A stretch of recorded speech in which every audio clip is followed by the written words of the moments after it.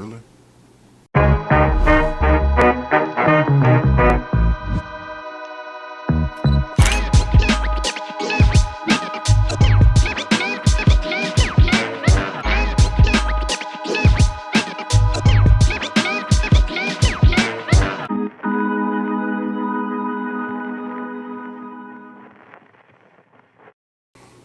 Hey guys, we're back with another new video.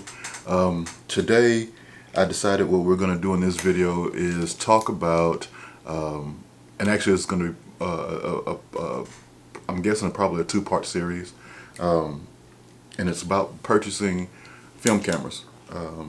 Whether you're out thrifting, whether you're going to a reputable store to purchase one, just some tips and tricks that you can use to protect yourself as far as buying a film camera and to give yourself the best chance of getting a good film camera. And I will say this, these are all just things that you can do on your own, although you won't 100% fully know whether or not a camera is working unless you actually run a roll of film through it and see the end result. You know, if you have images, then you know for a fact that the camera is working. But these are some things that you can do before you do that, to just kind of make sure you're not getting a dud right out of the gate. Okay. So today what we'll actually do is focus on just the camera body itself.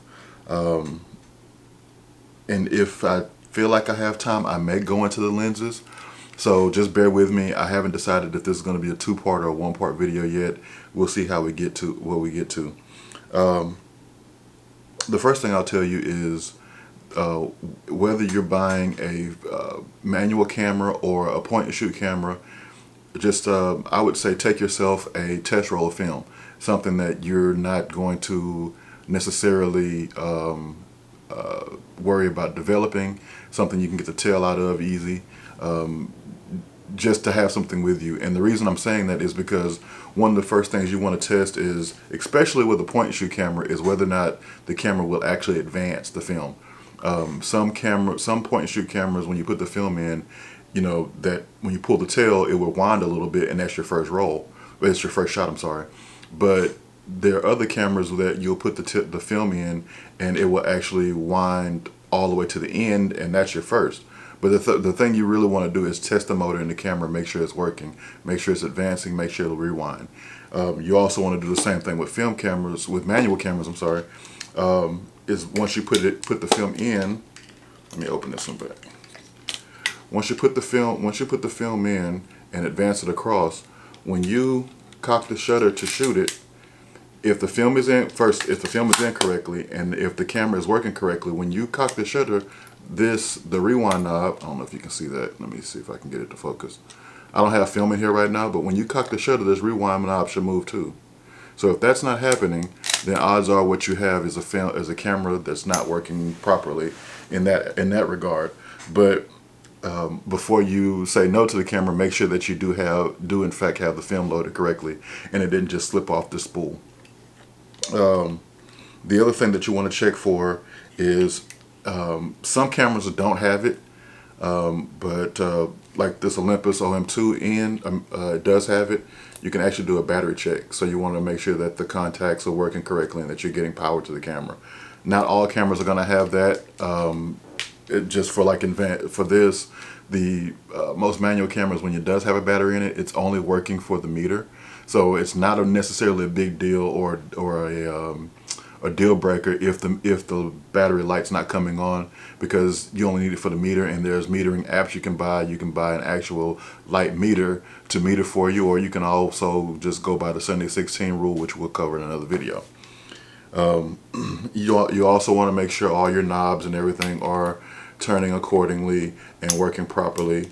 You also want to make sure that you have as many of the accessories on the camera as possible. I'm going to tell you now, there are times that you'll buy a camera that they'll be missing, you know, parts of battery doors or things like that. That's good. I'm going to leave that up to you whether or not to buy it. But say for instance, like this Olympus OM2, it came with a hot shoe attachment that you could put onto the camera, and now you have hot shoe for your flash. You know, just kind of things like that. Do your research. I mean, you have your phone in your pocket. You know, while you're there looking at the camera, you know, look it up and see what accessories it came with. There's nothing wrong with that. You want to make sure that you're getting the best deal possible. The other thing is your battery door compartment in your cameras, whether it's here or like I think some of the Canons have the battery door compartment here. Make sure you keep a coin with you so you can open up those battery doors. You definitely want to check to make sure those cameras don't have any corrosion in them from batteries being left in them. Some people, especially in thrift shops, they don't really know cameras very well. They just purchase a box of cameras. There they are. They never check to see if there's batteries in them, if there's corrosion, anything like that. They just bought the whole lot and then they put them back out to sell. So you definitely want to check that, because you don't want to get home, put a roll of film in the camera, and then find out the camera's not working or inoperable or can't be repaired because, you know, you have a bunch of corrosion in it. One of the things you can do is when you turn the battery door open, the camera open, if you see like I don't want to say mint green, but if you see a light green or a light bluish tint, you'll see it look like a crust around the battery door or the battery door compartment or anywhere on the camera. Odds are that camera has been left in some sort of moisture and may have some sort of corrosion to it. At that point, you didn't investigate further. When I'm buying a film camera, if I notice that there are signs of corrosion, I will open the battery door and other parts of the camera to determine whether or not it's just from being outside by salt water and they didn't wipe the camera completely off, or if it was stored improperly. Sometimes those things happen, but odds are typically when you see corrosion in a camera, it's from the battery door. From the battery. From that point, you open the battery door, determine if it's like a ton of it. I've had cameras where I'm able to clean off the contacts and the cameras work just fine. But if you notice there is a ton of it, you're having problems getting the battery door off, set the camera down unless you just want something to put on the shelf, because that's not going to be an operable camera. Another thing that you want to check as well is make sure that some of the older film cameras like this Olympus, that thing is all metal. So, you know, you can pretty much drop this and not have any issues. If you notice, I don't know if you can, let's see if I can get the camera to zoom in. Okay, you're not working with me today. So this particular model, it was given to me by my friend, and you know, it's been used and there's nothing wrong with that. But you also want to make sure there are no signs of damage when you purchase a camera. You want to also check, and let me pull this lens off of the Olympus. You want to check and make sure that the lenses mount properly. There's no damage to the actual mounting area of the camera.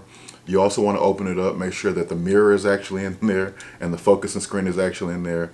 And then you can also look through the focusing screen and kind of see if there's a bunch of trash or dirt in there, which can easily be cleaned up.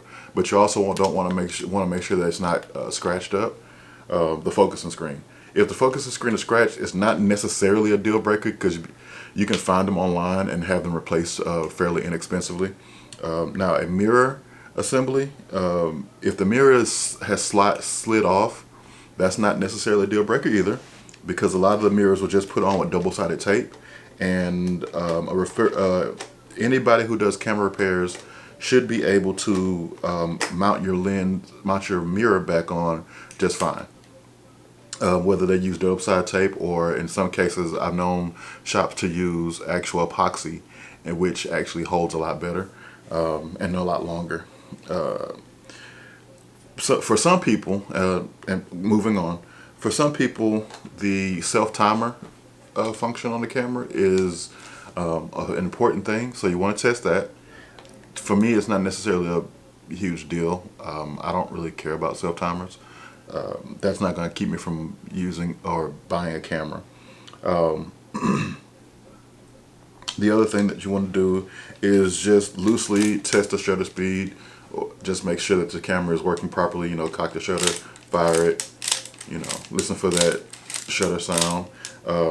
Turn your whatever type of camera it is, where it says ASA, however you do it, where it pulls up, where there's a button to push, put that ASA on bulb or B, and this Olympus is being funny. Let me go to B.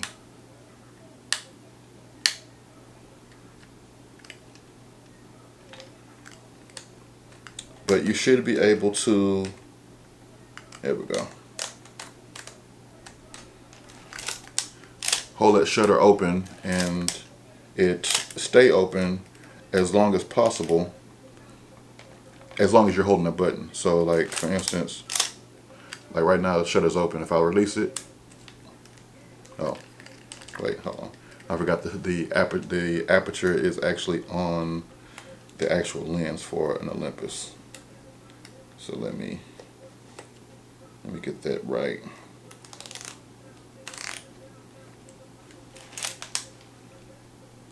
And then you actually have to do that.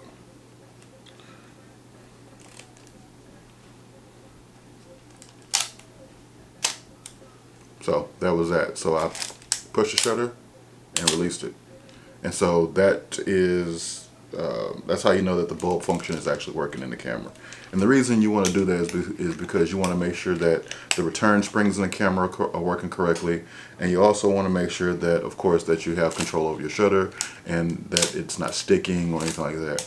I've had cameras where I've cocked the shutter and pushed a button and there's a slight delay. To the untrained ear, you might not hear it right away, but you know, you can always, the more you shoot film cameras, the more you'll get kind of aware of how things sound on film cameras, because it kind of sounds pretty much the same.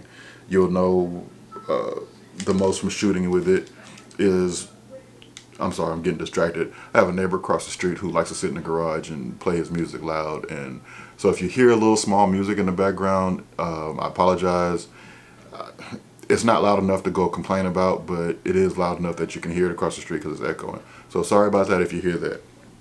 But as I was saying, that your shutter speed, the more you shoot film cameras, you'll kind of get a sense of what certain shutter speeds sound like. Man, that was a rough one to say. And so with that, you'll get that the more you shoot more film. And actually, you know, you'll understand that the more you shoot, the more you test, and things of that nature with a film camera. You want to make sure that all your knobs, like I said earlier, all your knobs and everything work. Like for instance, this OM2 Olympus, they have the rewind knob up here instead of down at the bottom. So you just want to just kind of be sure that all those things are working. Well, I wasn't going to get into lenses, but it seems like we're going to have time to do that. One last thing I want to talk about is the back of the camera is the inside. So the inside of the camera, make sure your shutter curtain's not all bunched up or missing. I've seen that. Make sure that when you are cocking, everything is moving correctly. I know you guys can't really see this because it's not focusing correctly, but let me see if I can get it to show you. So right here is what I'm looking at, and it's not focusing. Let's see. Okay, so right here is what I'm looking at. Those should turn. You can kind of see it when I cock the shutter, and that's just kind of what you're looking for. You want to make sure that the pressure plate, you don't put too much pressure on it when you're pressing it, but just want to press it just lightly to make sure it has some tension to it. And you want to check the tracks of the camera, which are kind of down here and below and on the side, to see if there is a light seals in there. As far as buying a camera, no light seals in a camera don't deter me from buying it, because one, light seals can be replaced. Two, there's been many cameras that I've purchased that I didn't necessarily need the light seals in it. There's a few on my shelf now, including this one, that don't even have light seals, and I have no light leak issues. Take off your lens, and speaking of seals, take off your lens, and right at the top of the camera, I got it upside down, but right at the top of the camera where the mirror goes up, there should be a mirror cushion. If that's missing, that's not necessarily a deal breaker, but it's something that you want to check and make sure that is in fact working. It keeps your mirror from kind of falling out and slapping too hard against the camera. Now as far as lenses go,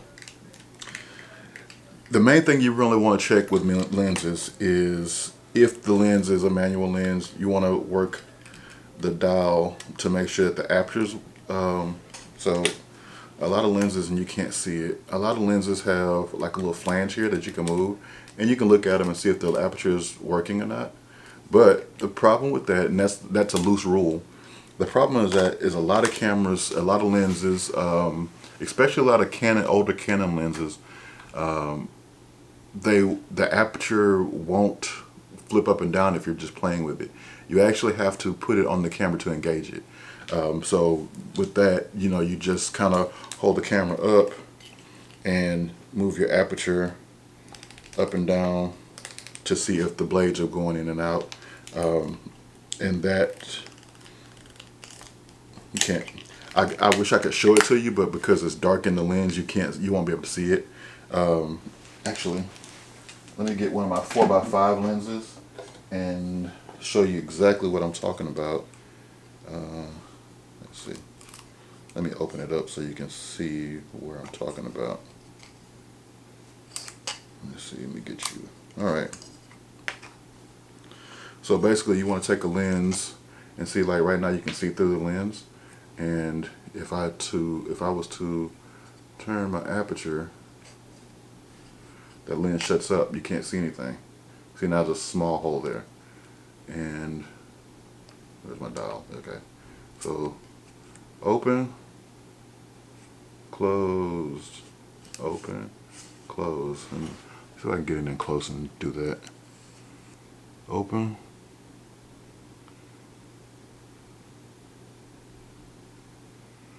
close. And you just want to make sure that the blades are working, if in fact it is a lens that you can do that with. As I was saying before, I had some technical difficulties. You want to just make sure the blades and the lenses are working correctly by putting them in the camera. Again, I will say that all of this is just rules that you can go by, but the end result is that you're going to have to put a roll of film through it and shoot it and make sure that everything is working, because the meter could not be working properly, the shutter curtain could be not working properly, there could be a timing issue between the shutter curtain, and the mirror. There's a few other, there's tons of things that could be wrong with the camera, but these are some things that'll boost your chances greatly of making sure you buy a camera that's not broken. There's one other thing that I want to talk about, and it's probably not going to be very popular, and that is, and I'm trying to say this in the best way possible, don't get caught up in the YouTube online hype about cameras. I see a ton of cameras daily going for prices that are astronomical for the camera that you're paying for. Do your research. If you find a camera that you really like, or that some person is touting online and saying, this camera's great, and you go online and a plastic point and shoot camera is going for $900, that's just not smart camera purchasing. Especially knowing that there were so many brands out that had so many models that are cost effective for you to purchase. There's no need, unless it's just a top of the line camera that you have to have, there's no need to overspend on the camera. There's too many out there. Sometimes all you got to do is just be patient and wait for a good deal to come through. That happens all the time. There are times when people find out that you actually shoot film, and hey, I have this film camera, do you want it? That happens. It's happened to me quite often. But stop overpaying for cameras. Some of the high-end point-and-shoot cameras, they will garnish a little more than most, but there's no reason to be paying $1,600 for a point-and-shoot camera. Honestly, in my honest opinion, there's no reason to be paying $500 for a point and shoot camera. It's a point and shoot camera. If it breaks, it's done. And there's so many other cameras out there that take amazing pictures, that are point and shoot cameras, or that are manual cameras that don't have a high price tag, that you can find readily available in excellent condition and will get you great images for a fraction of the cost that you're paying because somebody went online and made a camera popular. It's just mind-blowing to me. I'm not trying to be preachy or anything like that. I'm just trying to show you that there are ways to enjoy photography without breaking the bank. I personally would rather get a camera that not everybody else has, that's going to give me great images, or that I can use to get great images, and still be able to get more lenses, more film, and apply the money that I would have spent, the extra money I would have spent on a camera that everybody is hyped about, when I can just go online and get something cheaper. I mean, for instance, you know, this is my Olympus. Someone, like, case in point, someone gave me this as a gift. You know, everybody is talking about the Olympus XA, the XA2, which is an amazing camera, and one of the highlights of that camera is the fact that you can actually change your aperture and your ISO in the camera. But I also have this Olympus Stylus that's built exactly the same way. You can't change those features, but that didn't change the images that come out of it. The images still come out amazingly good, and it's way cheaper than that. It'll get you into shooting film. That's the whole purpose, is to get into shooting film, have fun, and you know, the saying is, you know, stay broke, shoot film, not stay broke, buy cameras. So, you know, put that money towards your film. Put that money towards, you know, going on a road trip to use your film camera. There are so many more options. You know, put that money towards buying a book. You know, support a local artist, something. But I just wish people would stop overpaying astronomical prices for cameras that, you know, weren't worth that when they were new. And again, I don't want to sound preachy, and I'm not trying to be a gatekeeper and keep you from having your fun or whatever. And of course, I mean, if it's a camera that you really, really want, you know, that's your money, do what you want. But it's just, do your research. There are cameras out there that will do the same exact thing like this camera that costs you $1,500. So with that, guys, I am going to sign out. Click the subscribe button. You know, in the comments, leave things that you would like for me to talk about. Go follow me on Instagram on Optical Analog, and that's the common spelling, not LOG, but LOGUE. A good friend of mine pointed out the flaw in spelling it the other way. Thanks, Charlie. And just go out and shoot some film, have some fun, and I will talk to you guys on the next video.